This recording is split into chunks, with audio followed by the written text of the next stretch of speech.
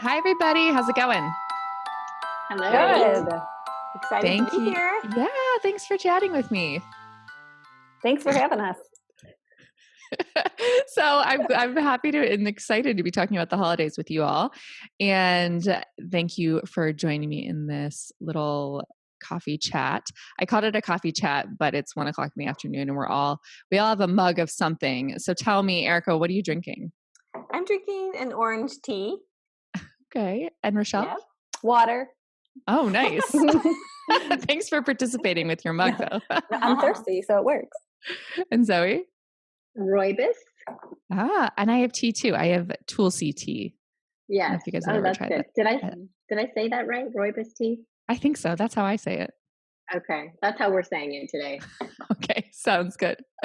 So we're talking about the holidays and what the holidays looks like in our houses. And we all celebrate Christmas or some version of Christmas and the holiday season that involves Santa Claus.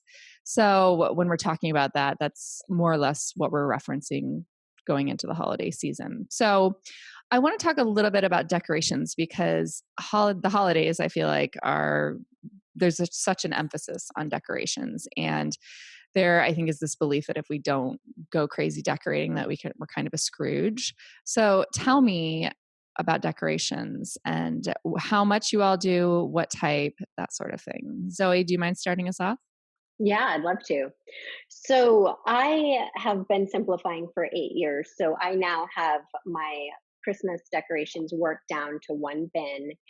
And so most of the year, the decorations that I bring in now are going to just be fresh cut items. So flowers, the fresh garland, and a little bit in each room. And that way I don't feel like I have to stay connected to all the clutter. Yet each new year, I feel like I have something fresh and inviting for the holidays. So what's in your bin if you only have one bin? Well, I should say that one bin does not count my Christmas lights, my Christmas tree lights. So I have a nativity scene that was my grandmother's that she got in Germany. So that's fun to get out and use every year. And apparently, I'm so not attached to my Christmas decorations. Danae, I think I should have got the bin out because I legit can't think of every single item in there. I do have a painted coconut from Hawaii that's painted Christmas themed. I have that. And we do stockings. So those are about the bulk of it. All right. And what about you, Erica? Yeah, I'm pretty similar. We have one large tub, like one of the oversized tubs in a closet in our garage, like that under the stairs closet. And it contains all of my decorations for all of the holidays.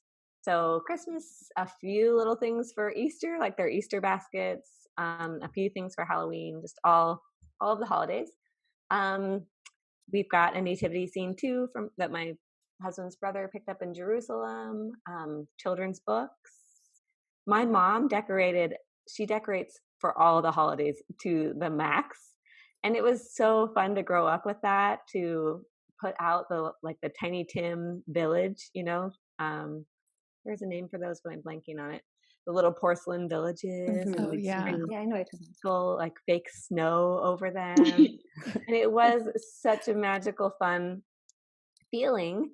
But I think I also remember my mom, like we would be like, let's put out the Christmas decorations. Let's put out the Christmas decorations. My mom would kind of drag her feet.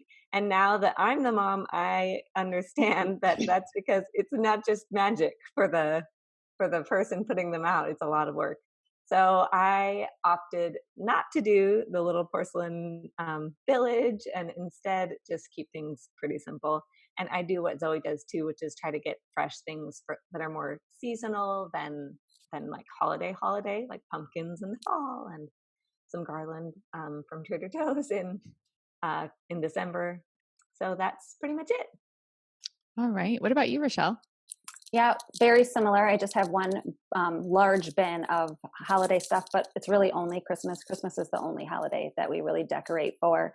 I used to I had a bunch of stuff before, nothing that I loved, just stuff friends would give me or I'd pick up at a garage sale because I thought I needed a lot more. And a few people in my life insisted I needed more, but I always felt so overwhelmed by it. And I didn't really realize what it was. And I would set our Christmas tree up like the week before Thanksgiving because I thought that's what brought in like the Christmas spirit. But the day after Christmas, like I wanted to practically set it all on fire. I was so over it. So this year we're setting it up a little bit later, probably not until December. And so hopefully I'll be able to enjoy it and let it go back into the basement with a little bit more love. But I consider my Christmas tree to be like a massive decoration that I don't feel like I need to have stuff displayed all over my house. So the stockings as well, I think are adorable. But other than that, I think I have a couple candles, like candle holders, and a nativity scene also from Israel. So, but that's about it. Cool. Yeah, we just have one big bin too, and it's mostly full of ornaments. And we do souvenir ornaments when we travel, or we have an ornament every year of something that our kids are interested in or something new to us. Like the year we moved to New York, we got a New York ornament. This year we went to Greece and we got an ornament from Greece. So they tend to be fun to pull out every year to remember big occasions and things throughout the years. So we do really look forward to getting out the ornaments and looking through and talking through them all and telling the kids about them. But we do fresh cut greens too. Erica? Yeah, I wanted to add that I love ornaments for that too. I think pulling them out and remembering the little story behind each one is a huge part of the fun. But I just wanted to add that just because I don't have a ton of Christmas decorations doesn't mean that I think my kids are really deprived from the same kind of childhood experience that I had. I think my kids still enjoy it in almost literally the same way that I enjoyed my mom's really over the top decorations, you know? I don't think you need a ton to give your kids like that magical feeling of wonder at the holiday season. Rachelle? Yeah, I have some friends who have like the most gorgeous Christmas homes, like tons of decorations. It's like a skill that they have and they love doing it. So I wouldn't say that going above and beyond is wrong as well. It just doesn't fit my personality. I can't do it well. And it feels like clutter to me. But when I go to their homes, I'm just blown away, and it's beautiful. And it's something that, gives them great, great joy. So I don't think there's anything wrong with overly decorating. Anyways, I just wanted to add that in. Absolutely. Yeah. And I kind of think if I decorate less at home, it gives us more motivation to get out and see the decorations elsewhere and, take advantage of those experiences rather than having the stuff in our home day in and day out for a month or 6 weeks, whatever it is during the holiday season. So I think we appreciate getting out and seeing the displays in the neighboring communities even more because we don't have as much around the house. So it makes it even more special. Mm-hmm. Erica, yes, if I could follow up on what you said, Erica, I think too, you've been simplifying for a while as well, haven't you? Quite a few years. So, and your kids are still younger. So it's nice when our kids' expectations are in line with what we're doing and what our ability is. Because if a family was to come into this simplicity now and, they're used to going all out, so to speak, for their holiday decorations, and then they put like, a quarter up, their kids might feel like, whoa, this doesn't feel like Christmas because that's not what they're used to. So it's definitely, just a transition. But it is nice when you can reset those expectations and then shift their focus away from the stuff and say, hey, we're not going to put as much out, but we're going to be doing this activity and we're going to be, making these things together and whatnot. So yeah, that's great. Rachelle, how old is your oldest child? 9, almost 10. And how old was he when you started simplifying? He had just turned 7 when we started simplifying. So he remembers the process. My youngest doesn't know anything other than this. So do you feel like he has commented or mentioned missing the way that the holidays were before or anything like that? No, definitely not. As it relates to gift giving or decorations, honestly, no. I don't think he would say he feels like he's missing out on anything. He definitely remembers the process, and the decluttering of our home and the getting rid of things. He's kind of a sentimental soul. So that part, I had to really tiptoe around, but he doesn't look back and feel like he's deprived now. He would not, I don't believe he would say that. Okay. So let's talk about timing. Rachelle, you talked a little bit about waiting until December. Have you in the past started early, like early November? Not early November, the weekend before Thanksgiving, but and some people I know already, like immediately after Halloween. I thought that was early enough, but last year I realized, like, why am I sick of all of this stuff? And it's because I've been looking at it longer than my brain can handle it. So this year we're going to wait a little bit, and I don't know if the kids if they don't know that that's happening yet, or if they'll even notice. I'm not sure yet, but yeah, I think that will serve me well. So I'm gonna go. Yeah, it was like November 1st, game on. Like Halloween is over and Christmas is here. Did you guys feel that? For sure. Yeah. Okay. So Erica, what about you? When do you think you'll start decorating? I might start putting little touches out during the week of Thanksgiving break, just because we have that week off. My kids have the whole week off of school, and my husband actually has it off of work. So since we'll be around and I'll have a little time, I might start putting a few things up, but I usually put the tree up right after Thanksgiving. So yeah, that's it. I like the point of, because I know that feeling of feeling like, okay, like I could burn this down, no problem. So I definitely don't want to leave it up forever. Sometimes I'm a little nostalgic about taking the tree down because I do like the glow of the lights, but yep. Yeah, I don't know when we're going to do it this year. I sort of have this tradition in my mind because as a child, I grew up in northeastern Ohio where there was a lot of snow. And my memories, we always went out to a Christmas tree farm on a horse-drawn carriage, cut down the Christmas tree, argued, four kids arguing over who gets what or which tree we should choose. And it was like a big scene. And of course, we all complained about it every single year. Like, I don't want to do it, whatever, especially as we got older. But now that I'm an adult and I live somewhere that it snows, I want that tradition for my kids. So I have, since we've lived in New York the past 2 years, told my family that we will not, we have to go to a Christmas tree farm to cut our tree down, and it cannot happen until it's snowing. So the first year I made them wait until it snowed, which was like December 9th. And last year it was a little bit earlier, but I kind of have this it must snow type rule. But we'll see. I mean, I don't know. I probably need to be a little bit more flexible with that. That's cute though. That sounds like a really fun memory. Yeah. I love your embrace. It makes me think tonight. Embrace imperfect traditions. That's right.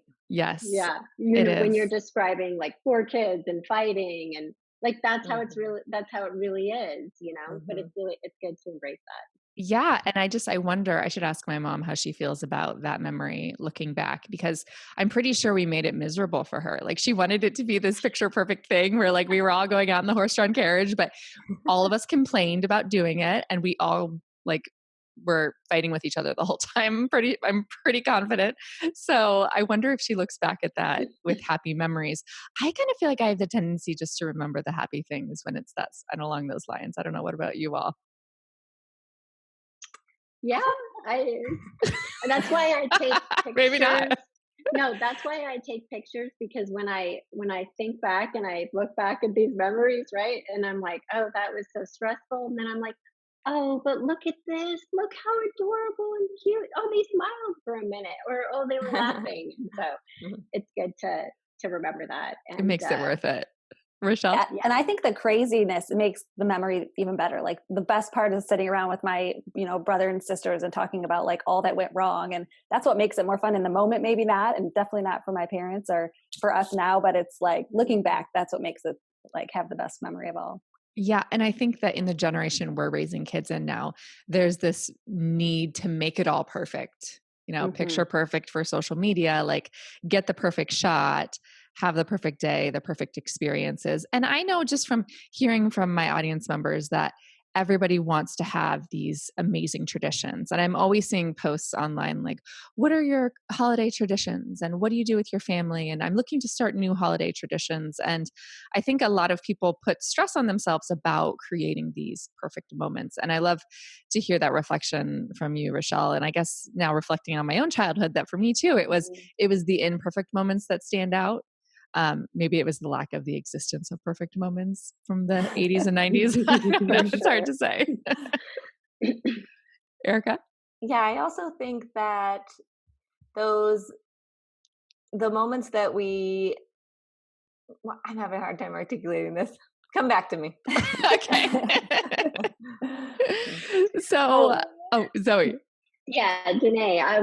So about we put up a tree every year as well, and I've moved a lot. So sometimes I've done it 2 weeks before Christmas, and sometimes I've done it the week of Thanksgiving. But I think, like Erica, I'm going to be doing it the week of Thanksgiving because my kids are off, and so I want to do it at a time where I feel like we have the bandwidth right in our schedule. It's not like I'm trying to do it when they're coming home from school or on the weekend, and so I'm looking forward to it. We're gonna go cut a tree down, but Danae, I can't have that snow fantasy because I live in Georgia. So, Zoe, are you? What do you? And you live in a smaller space now this year. You said you've moved a lot. This right now you're in. Is this your smallest space yet? It is. How big is it? Like 1,100 square feet. And you have 4 kids. Yeah. So yep, 4 kids. We're in a 3-bedroom apartment. So fortunately, it's got the lighting is great and tall ceilings, so it does make it feel a little bit bigger. I am still going to make room for a tree. I mean, even if we have to move our couch out of the apartment into someone else's apartment, no, I'm kidding. No, I'm gonna just have we do a fresh tree, so that way I don't have to store it. I also like the smell and the fresh feeling. I have a degree in horticulture, so it's almost kind of like, I just can't even bring myself to buy anything fake. Rachelle, you're awesome. Keep doing your fake tree. Erica, do you do a fake tree? Erica, do you do a fake tree? Yeah. We do a fake tree. Yeah. You do? Okay. It's like a thin tree, kind of narrow. So it's really narrow. It's set up and it's not that bulky to store. Okay. I also found my words. This is an introvert problem. So what I was going to mention about traditions was that I think a lot of times the traditions that our kids or like us as grownups remember most are the ones that happened really naturally. So I think sometimes we can put pressure on ourselves as mom and leaders in our families to create these amazing traditions where you like drive around with hot chocolate, looking at lights and listening to Christmas music, and everybody's happy and nobody's fighting, but really I think that traditions come from totally normal moments, like year round. Like the first time we took a kindergartner to kindergarten, our oldest son, he looked so nervous and scared that my husband just immediately, like, his heart broke, and he was like, I'm going to be here to pick you up. I'm not going to go into work today, and we're going to go get ice cream. He told him that before school. So now, of course, every first day of school, and he's in 6th grade now, we get ice cream after school. Aww. And I think those traditions, those are like the most fun, the ones that just come up naturally. Like one other time we got pizza, and for some reason we had to eat it in the back of our car in the month of December. We had a van, so we just like folded down the seats, and it was raining, pouring rain, and we left the hood of the van open, and we ate pizza inside of the van, all 5 of us, just like in the back of the van because we didn't want to get the seats greasy. And now my kids say that every December we have to do that. Aww. And that memory, it's just imperfect, and it came up naturally, and we repeat it when we can. Like, I don't feel a huge pressure to get it in every December, but we repeat it when we can. And I kind of think those are the best kind anyway, instead of trying to make the perfect ones. Yeah. And something on making perfect memories. I was always under the impression that if we had a tradition, like it had to happen every single year the exact same way.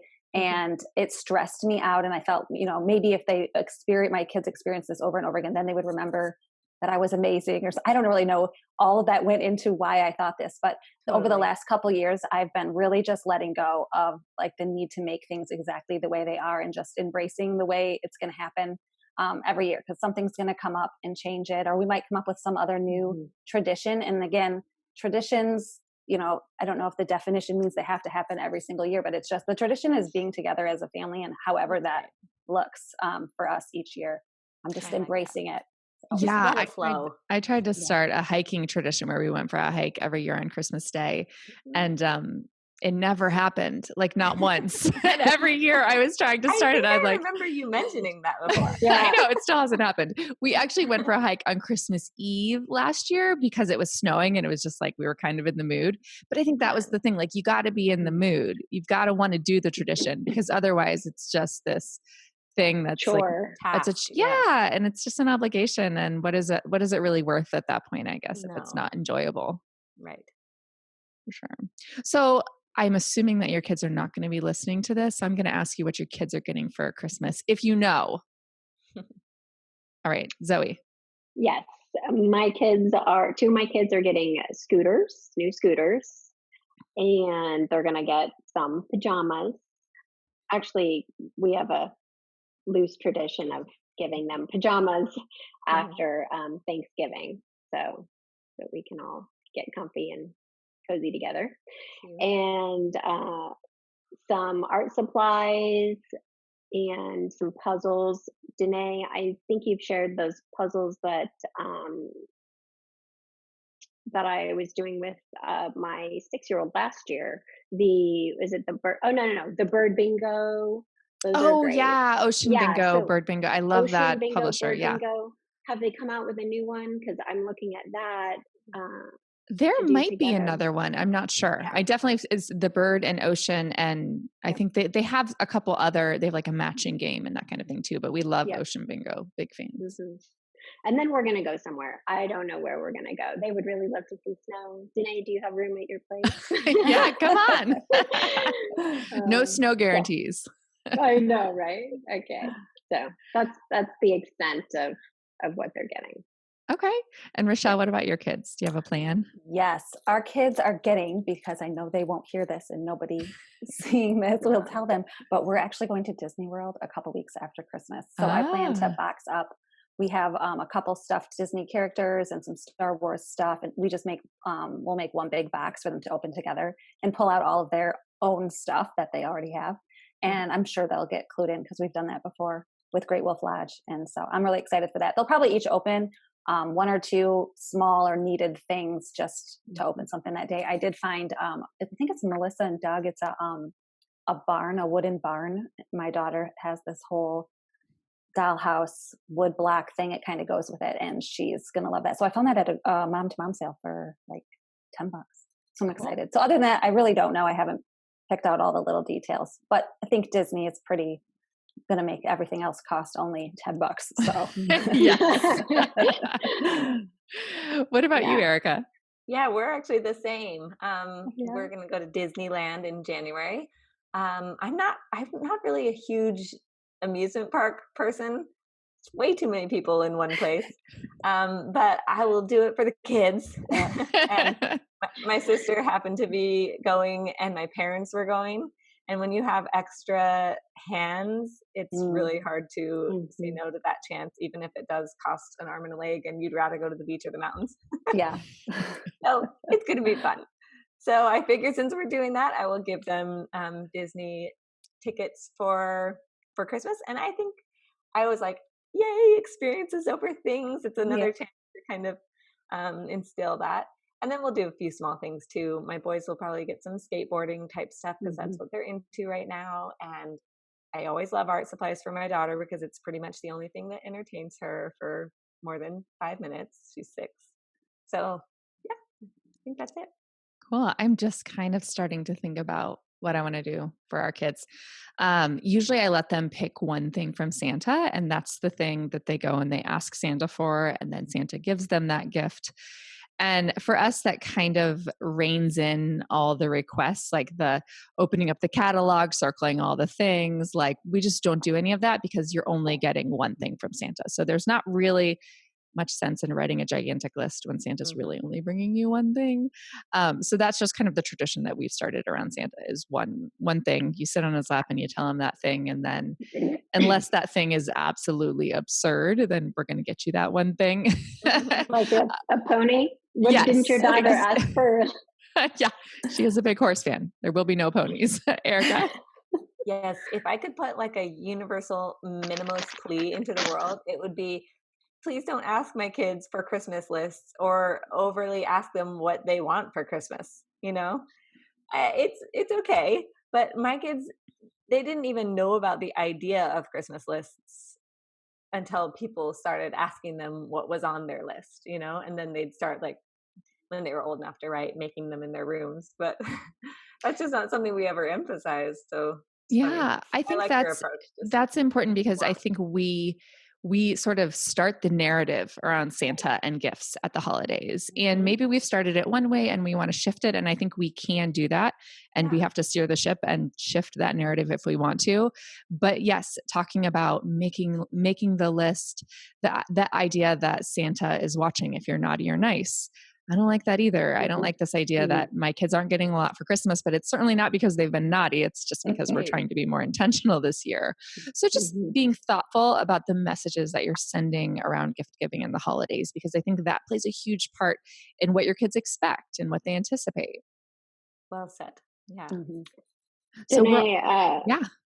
Sorry.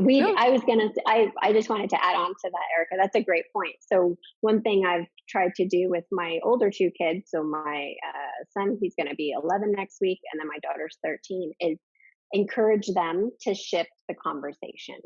So when people ask them what they're getting for Christmas, sure, they could, or what they want, they could share their requests with them, but also to share that we do a what do you want to give list. So before my kids come to me and say, oh, I want to get this, I ask them for their what do they want to give list. And I've written about this, Danae. I don't know if you've read that on my blog. So it's just list 20 things that you want to give to someone. So if you have a child and they're only 3 or 4, it could be, I want to hold the door for my neighbor. I want to help someone pick up leaves. I want to draw them a card. It's just to get them shifting their focus from what am I going to get to what can I give? Yeah, absolutely. And I love that. So this year, I usually do a list of toys, recommended toys for my audience. But this year, I'm shifting it a little bit and doing a list of gifts that foster the parent-child connection. And in the past, I've always really focused on toys that inspire independent play. But I do think at the holidays, we're thinking about shifting the narrative from gifts and getting into emphasizing the importance of spending time together and building relationships. So that's where I'm going with my list this year, which I'm still working on. But the one thing on my list, on the list that I'm creating for Simple Families, is that something that I'm doing for my family is a family collage, which I got this idea from Mary Cherry, who was recently on the podcast. And she has this huge empty canvas. I think she said it was like 5 by 5.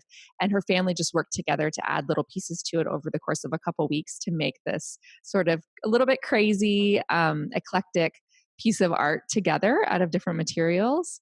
So we're going to do that, except I want to do it over a span of like 15 years where like we add like our ticket stubs or like, I don't know, I'll probably do like a cover from my book or just like important things, little pieces of art, my kids' favorite pieces of art, that sort of thing, just to make it like this big working piece that we are all creating constantly over the course of my kids' childhood. So that's kind of, we're hoping to start a family collage this year, which my kids are probably not going to be as excited about, but I'm thinking I'm going to buy the big, I'm going to do 2 big-ish canvases and do them side by side just so they're a little bit easier to travel with if we do ever move.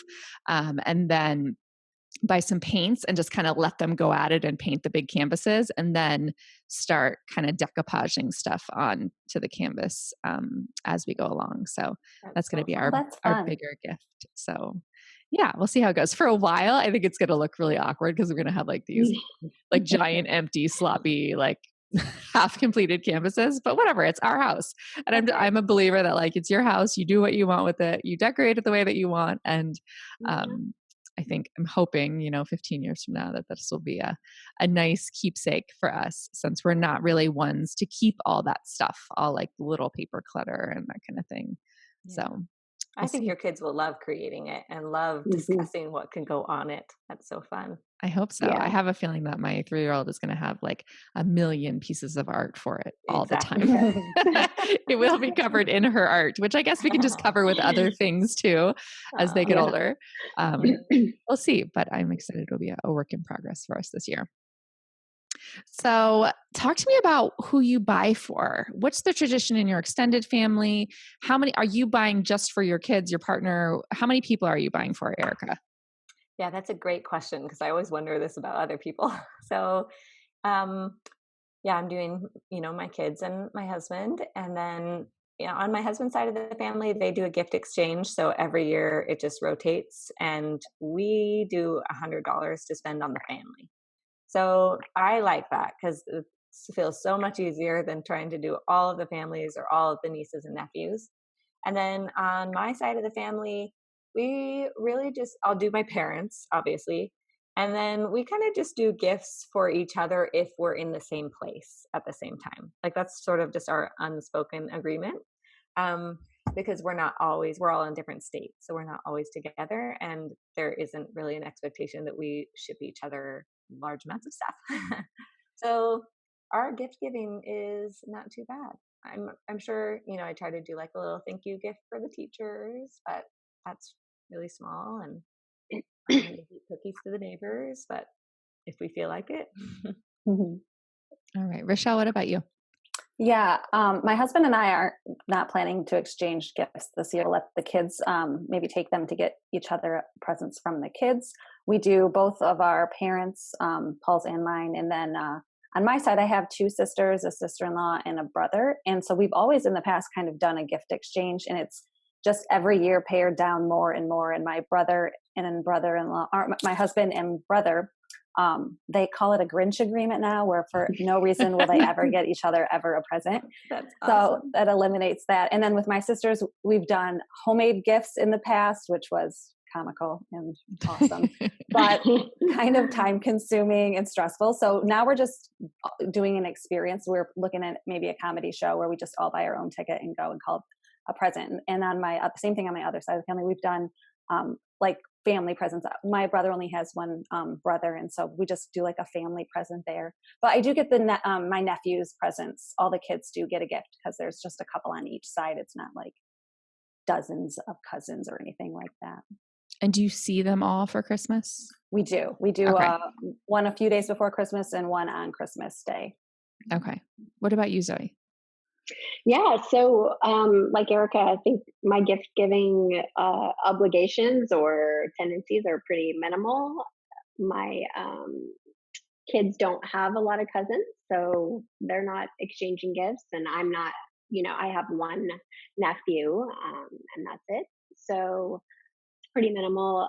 One thing that we do after Thanksgiving is all the kids and I will just make a bunch of loaves of bread. Sorry, Danae, I know you're gluten-free. I won't be sending you anything. Thanks. No, but so this year I think it's going to be bread, but I just make a bunch of different kinds of loaves of bread, maybe actually just like 2 to keep it. I only have so many bowls. And, it's for real. This is a practical matter. And what I'll do is I'll actually freeze them, wrap them and freeze them. And then a couple weeks later, I can take them out and wrap them in, some nice paper. And that's what they give to, if they want to give things to their friends or their teachers, that's what we do. One year we made homemade vanilla extract. So I think if you guys, whoever's listening, if you want to do that, you need to get on that now. I think it needs to set, I don't know if you guys have done that, but it needs to set for 6 or 8 weeks or something like that. That was the 1 year that I was really thinking ahead. So fortunately, my mom, I'm really lucky. She's not going overboard. She totally gets the mental clutter. So she is not ever wanting to add to anything that doesn't need to be there. So she's always that, she'll always reach out and she says, what, what are the kids going to really like, or what's going to be helpful? And then I'll let her know. So it's great to have that communication ahead of time. She gets to get them something because she does like to give gifts. And so it's nice that I can honor that. And then at the same time, no one's receiving things that aren't going to be used. Yeah. And just talking about extended family members, I feel like I get a lot of questions about the extended family members are giving too many gifts, or gifts that we don't want, or things that are not useful to us. And for me, I feel like it's just kind of been a part of the journey. And every year I'm seeing less and less of this. I think that I think family members slowly tune in to who you are and the changes that you're making in your life, and they will adapt to it, but sometimes it is a slow process. Have you all seen that, Erica? Do you feel like every year that the gift giving becomes a little bit more intentional from the extended family members, or has that been an uphill battle? Yeah, I'd say so. I think that, what you were saying reminds me of that idea that we teach people how to treat us. And I think people do.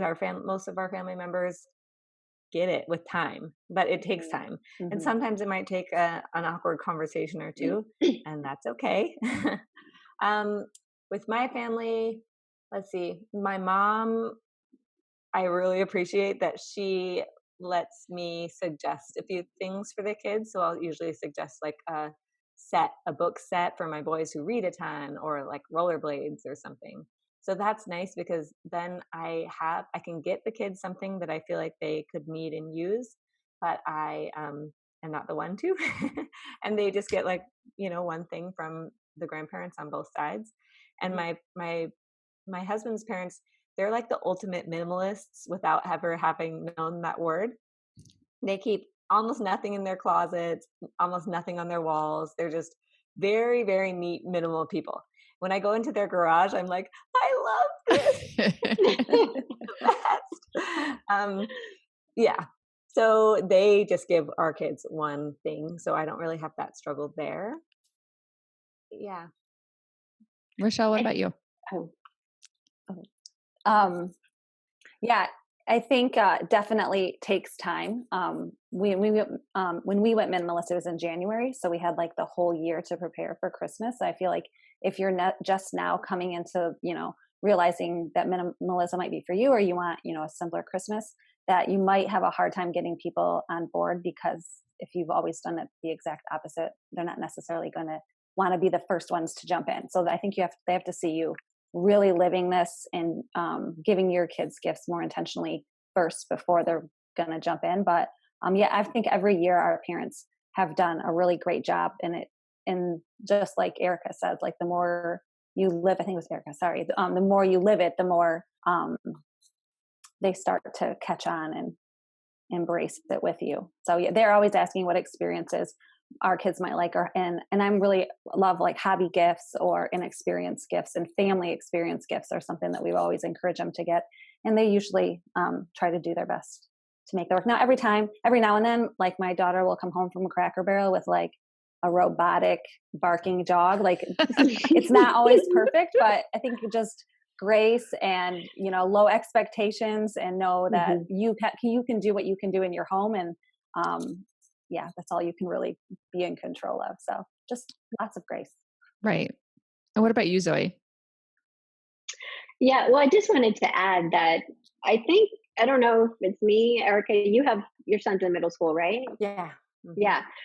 Do you find that the toy selection, maybe, things are expensive as they get older, because if you start getting into tech and things like that, but the toy selection kind of dwindles down?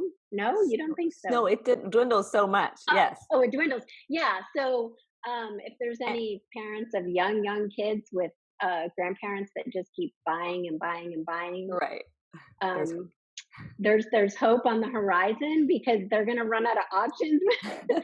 So many options when the kids get older. So I think that's one benefit too. Just as time goes on, there's not all of the toys to buy that one might consider clutter. Yeah.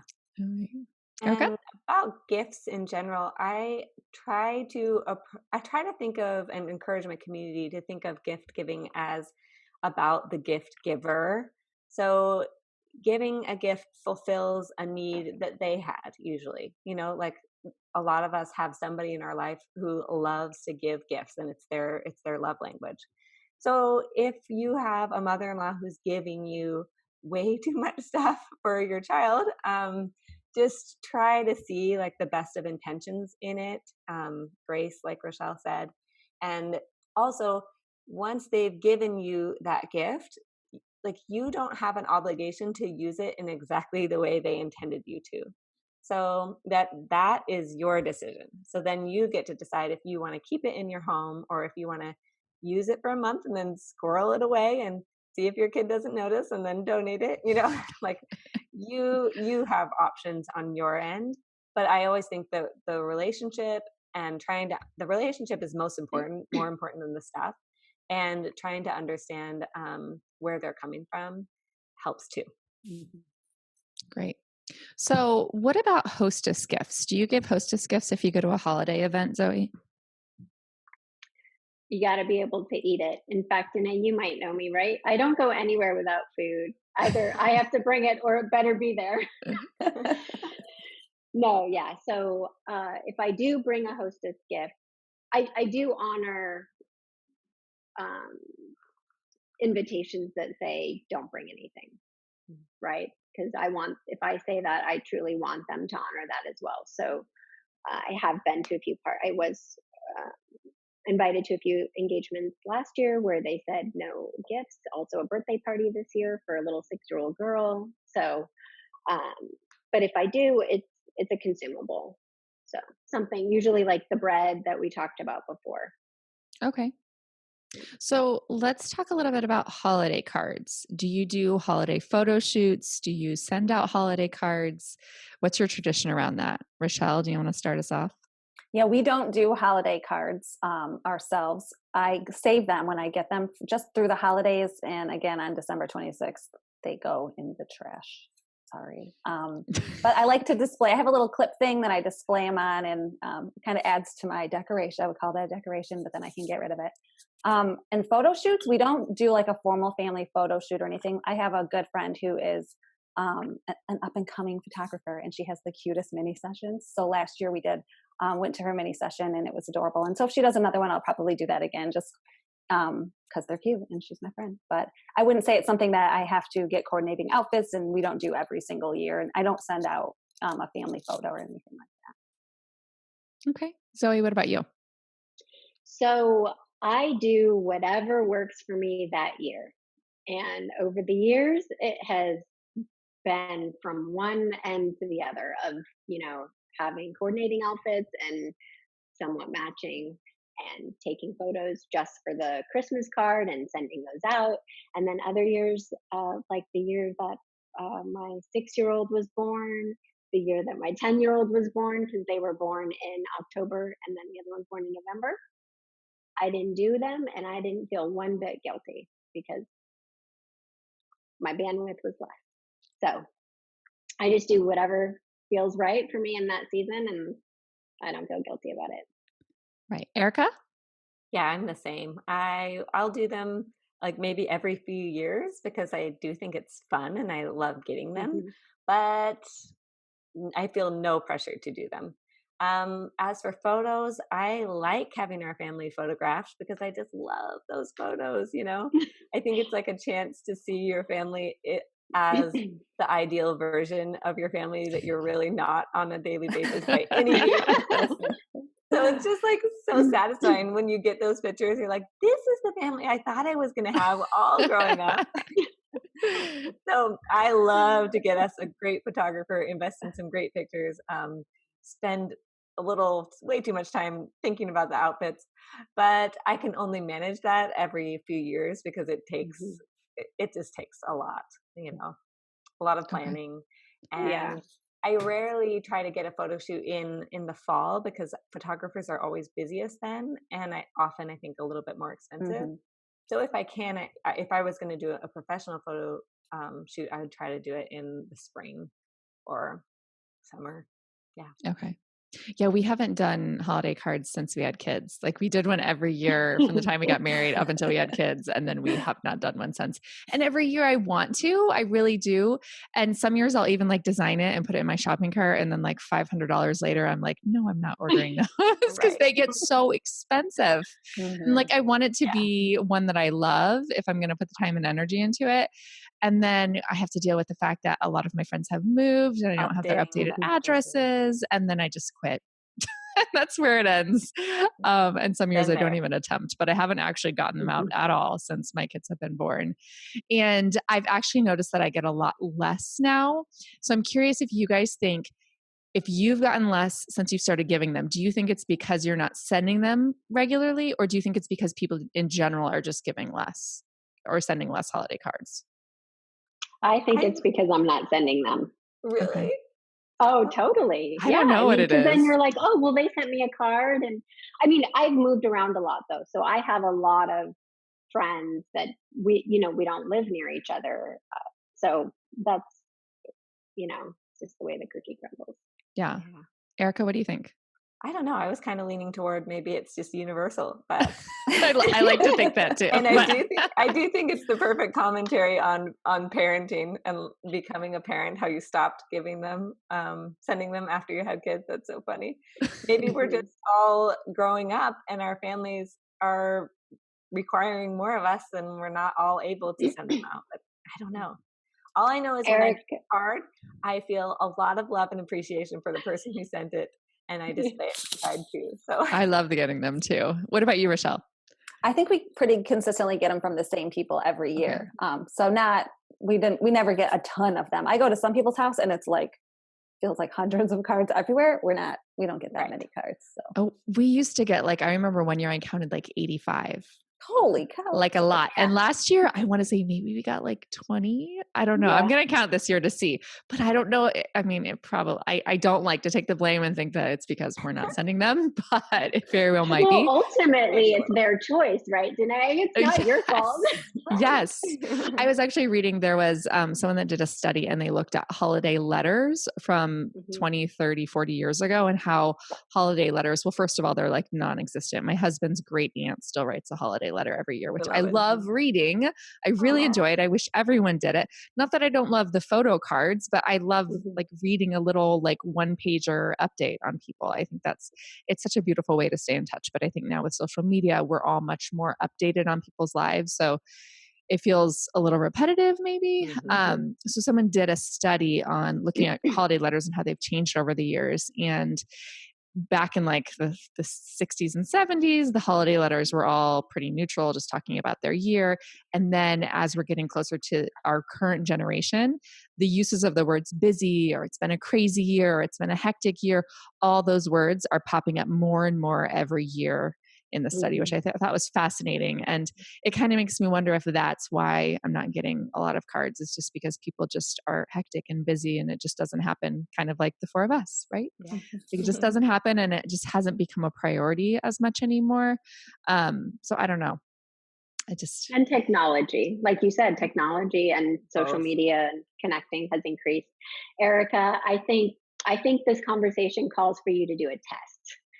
I think that you should make some Christmas cards, send them out right after Thanksgiving so that gives people time to send you one back. Right. Let's compare from last year. Right. I wish I knew how many we got last year, but I'm tempted to do that too, but it sounds like too much work.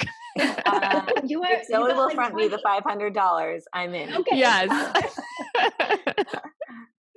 I totally agree about that. So last question would be just thinking about holiday events. I feel like where we live, there's a million options for little walkthroughs to look at decorations and Christmas shows. And are there any things that what do you choose to do? What do you choose not to do? How do you set a limit on what's right for your family? Erica, you want to start us off? Yeah, I'd say that I am more of a minimalist with my calendar than in any other way in my life, because I see a calendar with more than one thing on it per week. And I just want to hide. I just like having a lot of white space in my calendar. So I will opt out of as much of that as they possibly can. Like my son, he's in middle school band and he got assigned to go to a holiday concert, like just attend one. And I was outraged. I'm like, don't they know it's December? This is family's busiest month of the year. We could go to that in September. Because in addition to going to watch him perform their holiday concert, now we have to go watch some other band perform. I don't know. It's just funny. But I will try to do as little as possible, and it has to really fit with like my personality and my interests in order to do it. Right. What about you, Zoe? Quality over quantity. So like you, Erica, I want it to be, a good fit for all of us, something that we're all going to enjoy. Typically, if I was going to throw a number out there, it might be 1 to 2 events a week. Mm-hmm. So Rachelle? Maybe, Yeah, I really guard our December closely. There's a lot of events in our families, like a downtown market, a Christmas market, and like a tree lighting ceremony that we've just never really made a part of our year, because I try to guard and make sure like the family things that are most important to me come first. Like sugar cookies are we make those a couple times, maybe more than that, because we love them so much. We do like a pajama ride where we all get in our pajamas and go look at Christmas lights. Those are things I put on the calendar like immediately after putting school obligations on there, just so I know that they're on there. Because in previous years, it was always, I'm going to get to those after I do all the other things, and then they never happen. So as long as I put those most important things on the calendar first, if a weekend rolls around and we feel like going to something, we might, but it's just not. I've never made all of the Santa's visits and tree lighting's a priority for us. Yeah, I'm with you on that. I feel like I would much rather just kind of see what we're in the mood for and see what the day looks like, and then figure out on Saturday morning what we're going to do on Saturday afternoon, rather than buying tickets and having things scheduled and arranged. Because I feel like that's when we're setting ourselves up for disappointment and for just feeling worn down if we Sharpie in a lot of stuff on the calendar. Yeah. Well, it makes me think, Danae, we're all on the Myers-Briggs. We're all P's, aren't we? I'm a J. Are you a J? Uh-huh. You're a planner?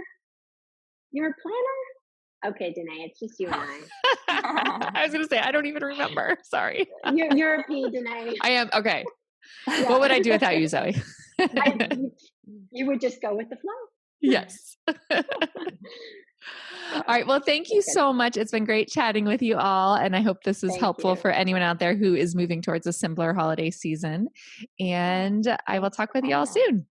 Okay. Thank you so much. Thank you. Bye.